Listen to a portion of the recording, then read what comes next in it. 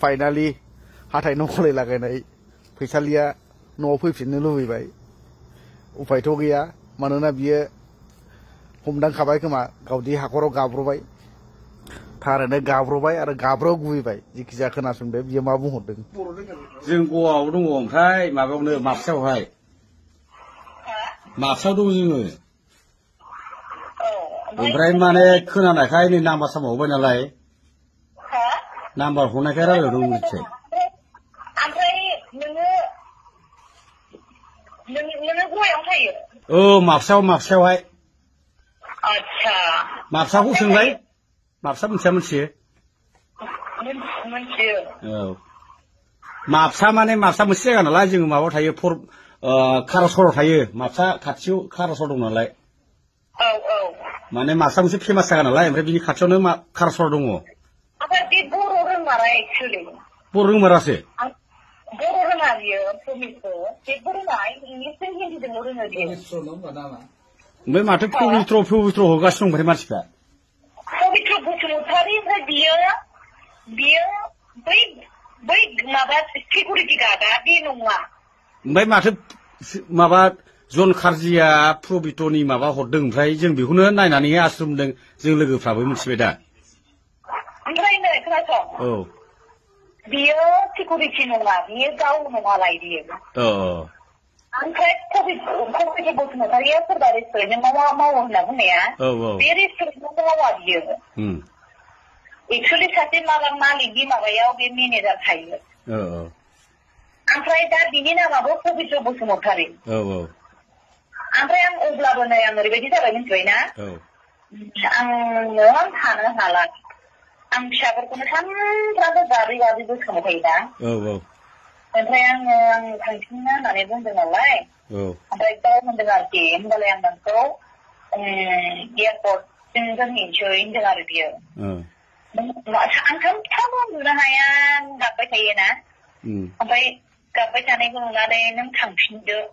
आं नोंनि हासबेन्डजों रायज्लायनोसै होनना बुंबाय थायो बियो आंखौ दोनहैनोसै आङो नोंखौ दोनहैफिनसै आं होनना बुंबाय थायो आरो बियो ओमफ्राय दा होनदों आङो होनबालाय आं थांफिननोसै होनना बुङो जोंनि सिस्टारबो दा बै क'क्राझारनि मानसिया मुंनि थफ्लायनाय आंनाव मेसेजाव खालि फैफिनदो आरो फैफिनदो होनो आरो ओमफ्राय दाना नङा खोनासङो माने आंबो खर' जायो नालाय आं माबा थायो माबसा थायो जों ज' दङ आरो जों बर'फोर नालाय ओमफ्राय जोंथ' जेनेबा मबाइलाव नुयो नालाय फेसबुकआव एरखम ओमफ्राय नाम्बारखौ सासे लोगोनिफ्राय मोनदों ओमफ्राय बे नाम्बारखौ हरदों आरो जोंनावहाय बेनि नाम्बारखौ बोरै मोनखो बेनि नाम्बारखौ बेनि नाम्बार माने जों ज' दं नालाय जों माने बर'फ्रा जों ज' दंब्रा जों ज' थायो ओमफ्राय सासे मानसिया माबायाव थायोमोन नालाय बे हरदों आरो जोंनो सिनायगोनदां नोंसोरो सोरखौ बेबा होनलाय सुखनजरानि औ आं सिनायनाय नङा सिनाय नङा आरो जिखुनजाया नै आंथ' फ्लाइटजों थांनोबो ओरैबायदि सामान लाबोदों आङो फ्लाइटआव आं बोरै थांनो हागोन बिदिसो जागासिनो दं आं थांफिननांगौबाबो ओमफ्राय दा मा खालामसाबदों नोङो बाजै आं थांफिननोसै ओमफ्राय दा बे सासेया ओमफ्राय दा नोंसोर ब्रा नङा नों थाफानाया बियो आंखौ होनबाय दाख्लैनिफ्रायनो आंनि गाबनायखौ नुनानै आं फैजेननायखौनो गाबबाय थायोना आंनि न'खरखौ आङो माबानानै नोंनि बे डिस्ट्रय जादों होननायनि थाखाय आं फैबाय दे होननानै आं गाबै बुंबाय थायो नालाय ओमफ्राय बे होनो आरो बिदिबा थांफिनदो आं दोनहैफिनसै होनो आरो बियो दोनहैफिनसै होननानै ओमफ्राय दाना आंबाय आंनो थाबोबाय लासिंसिं आं बोरै थांफिननो नै बेबायदिबो फैलायलाङो आरो ओमफ्राय दा नों हजोंनिफ्राय रायज्लायहरबाय ओमफ्राय दा माबायावहाय आसामाव रायज्लायहरबाय दा आङो आंनि हासबेन्डजों आं रायज्लायदों मिथिबाय आंनि हासबेन्डआ जुदि आंखौ जुदि एक्सेप्ट खालामाबा आं बेजोंनो थांसै दे रायज्लायग्रोदो जोंलाय माथो खालामना जों ज' दं नालाय जों रायज्लायदों आरो बेखौनो जोंनि आसामनिफ्राय एरखम जादों नालाय जोंबो माने नागिरनो सानदोंमोन नालाय बेखौनो नागिरनाङा दे जों आं दङ जेबो सिन्था खालामनाङा नांगौबा नोंखौ कन्टेक्ट खालामहरनोसै ना जिखुनु जादों नोङो नोंनि हासबेन्डजों रायलायहरदो नों मा खालामा नों रायलायहरदो फैफिनना मायो जिखुनु जाया जोङो ज' दङ नालाय जों ज' दं नालाय आंनि हासबेन्डा आंखौ जुदि एक्सेप्ट खालामाबा आं बिजों थानांगोन ना आंहाथ' लाइफआ डिस्ट्रय जागोन ना जों माने मा जायो मिथिबाय जोङो सोरबा दङ आं सिकिउरिटि मावो सोरबा अबा मावो आं सिकिउरिटि मावो खिन्थु जोंना आखायाव जोबो नालाय ओमफ्राय सोरबा अबा मावो फिसा थाब जोबो जों ज' रायलायदों आरो ज' थायो नालाय खिन्थु बे सिकिउरिटि मावा बे बेखौनो जों मिथिगौ नालाय सिकिउरिटि मावो मायो बिदि खोनादों आरो पबित्र बसुमतारी जिखुनु जाया फेब्रुवारिनि माबा 2013 थांनायनि दंना मोनसे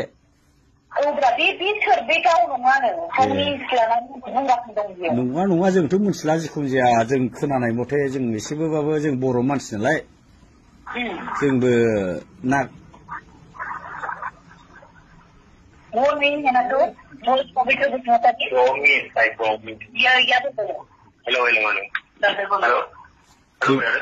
हेलो क्या टेल मी टू इंग्लिश अरे हम लोग इंग्लिश रोङालै बर'सो माबा हिन्दीसो रोंगौ ओके हिंदी बोलो ना या बताओ ना ये जो बंदा मेरे को भी मिला था लेकिन मेरी नाम ऐसा कुछ ऐसा सिक्योरिटी गार्ड का ये ग्रुप 4 का ऐसा मेरे को मेरा फेस ऐसा ग्रुप 4 का तो मिला है आपका हाँ ऐसा है लेकिन मैं ऐसा इंसान नहीं है आप लोग मुझे देखेंगे ना तो समझ में आएगा तो मैं क्योंकि गोवा में ऐसा सिक्योरिटी काम नहीं करता मैं बहुत अच्छा मैनेजर जॉब करती हूँ और मैं ऐसे भी लाइटिंग का डिजाइनर आर्टिस्ट हूँ मैं कोई भी तो है तुम्हारा मतलब आपका जो दोस्त नहीं तो कोई भी है आपको बोल रहा है कोई आप रेस्टोरेंट में काम कर रहा है नहीं मेरा कुछ आइडिया ही नहीं मैं रेस्टोरेंट में कभी मैं मेरे पास कसम से मेरे पास कुछ आइडिया ही नहीं रेस्टोरेंट के बारे में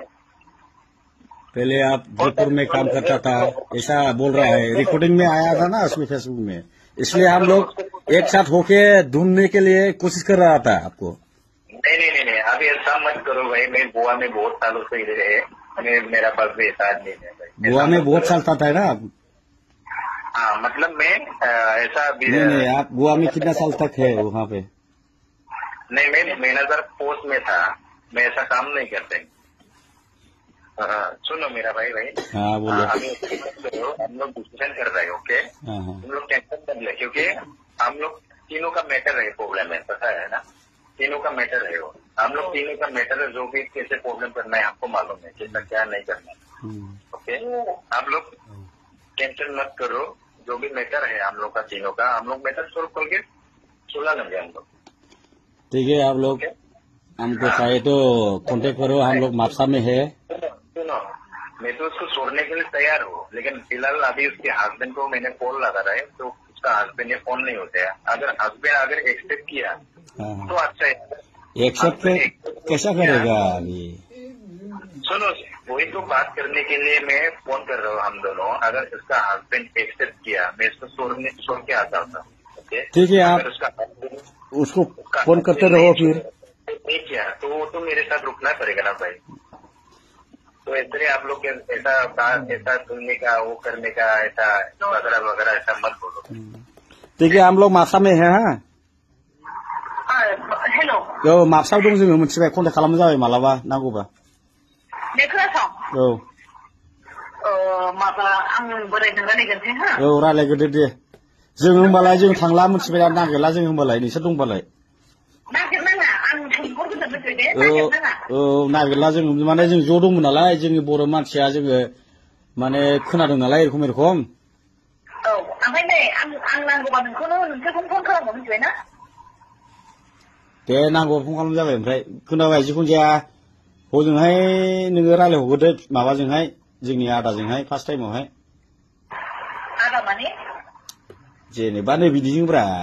माबा आसामनिजोंहाय जोंथ' जों मा बुंबावनो औ बेखौसो होनदां आं कन्टेक्ट लागासिनो दङ नों कन्टेक्ट लाग्रोदो गाव राजिबा फैदो राजि नङाबा थांदो बिजोंनो गाव राजि जाबालाय माथो फैनांगोन ना नोङो आं गाव फैदो फैनोबालाय होनना बुंबा फैनोसै गाव आं एक्सेप्ट खालामनो हाला होनना बुंबा बेयावनो थांसै मिथिबायना औ दे जों होमबालाय जोङो थाबाय थासै जोंनि लोगोफोरखौबो मा बुंबावनो होमबालाय जों ज' दंमोन नालाय बाहायनो ज'नो जों बेखौ सावरायगासिनो दं आरो दा नों ओरैबायदि खालाम मिथिबाय नोंसोरो औ आंजों रायलायनो मोनबाय गाव फिसायजों रायलायनो नागिरदों